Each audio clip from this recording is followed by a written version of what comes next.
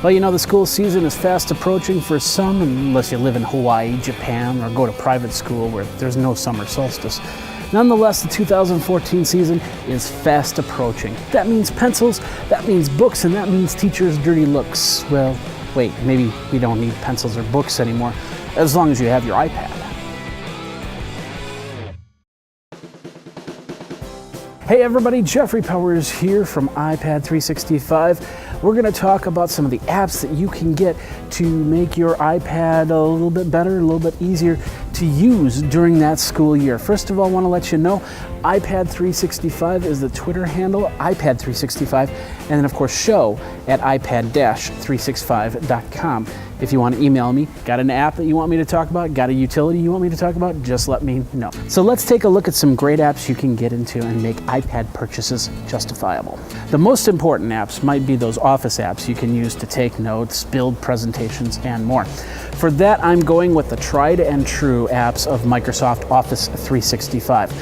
The best part about these apps is you can easily move to a PC at home and continue to work if needed. I switch between computers all the time, and more important, I send documents to others on a very regular basis. This morning I just filled out a Word document form for an event I'll actually be participating on in a couple days. If anything, Word and PowerPoint are going to get their use on the iPad for school. And of course, you'll also have that OneNote application with it. Evernote is another app which you can get some pretty good use for, especially for those of you who like to take pictures of teachers' writings or slides or whatever.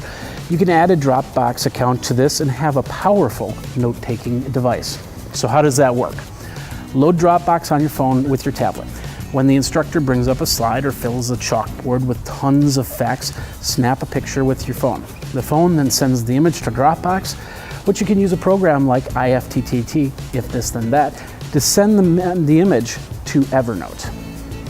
This process can also be done with audio snippets, so you can actually put together a whole lecture on one Evernote document. Have one person recording the audio, the other person taking pictures. It's pretty cool.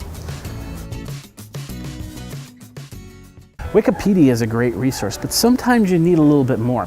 That's where Encyclopedia Britannica can jump in. Over 80,000 articles curated and edited, you can find what you're looking for from A to Z. Could you imagine what our yearbooks would have looked like if we had Instagram or Google enhancement back then? It is estimated we will take over 900 billion photos with our mobile devices in 2014, from pictures of old friends, slides in the overhead, or just those nice little pictures of cats. If you use Jostens for your student yearbook, you can actually download the Yearbook Field Kit, which also organizes your photos as you go, so when it's time to publish that yearbook, you've got it ready. As for textbooks, there's a series of apps that you can get your book electronically if you need it. Kindle, iBooks, and more. But one of these is a group called No Textbooks. You find your book and then pay with the in-app purchase, which can actually be as expensive as actually buying the textbook. The best part about all these books is you can highlight and you can share your notes with others that have no textbooks as well. They have a library of over 200,000 books from kindergarten to college. Another app that I like a lot is Foster. I've talked about it before on a previous episode. This app allows you to make posters for events, school elections, dances, and more. Heck, even the lunch lady can use the app to create weekly specials and make them look a little bit more appetizing. There are a lot of apps I haven't even touched yet, from those focusing on history, on science, mathematics, and a whole bunch more.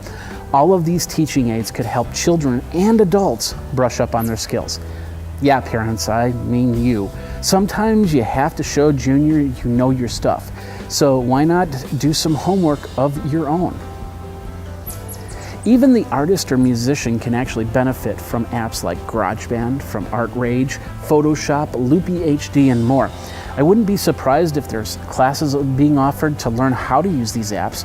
Maybe a band, choral, or orchestra teacher who adds an iPad instrument into their groups. The iPad can organize scores of music, tune instruments, keep the beat, record your practice, and highlight where things went wrong. Even an art teacher can take progress photos of a complex art piece to show off to other teachers or colleagues. They can put it together in a video, which they can put music at the end, which would be a perfect companion to that work of art. Yes, the iPad is truly becoming an important part of the education system with tons of apps that you can use and learn from in your daily educational use.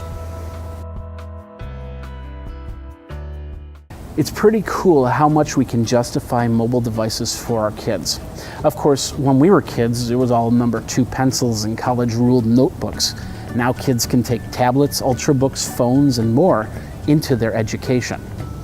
I haven't found any yet, but I bet you there's somebody creating a student desk for the classroom, which is equipped with possible USB charging ports and more. Maybe a locker adapter that could become solar powered, and in the meantime, it might be a good investment just to get a couple USB charging units, such as a Mophie charger, so your kids can continue to learn. If I was in school nowadays, I probably would be walking around with a power strip in my backpack, so I don't have to huddle around a wall plug to charge. I probably would also be looking for longer cords because, let's face it, 3-foot cables really can get annoying at times. And that's this episode of iPad 365, the back to school edition. What'd you think? Let me know. You can Twitter me over at iPad 365. Show at iPad-365 is the email address. Let me know if there's any apps that just completely stand out when it comes to education, something I might have missed. There's tons of them out there, and I can't wait to hear what they are. Jeffrey Powers here. Thanks a lot for watching. Thanks a lot for listening. We'll see you next time. And until then, you guys, geek out.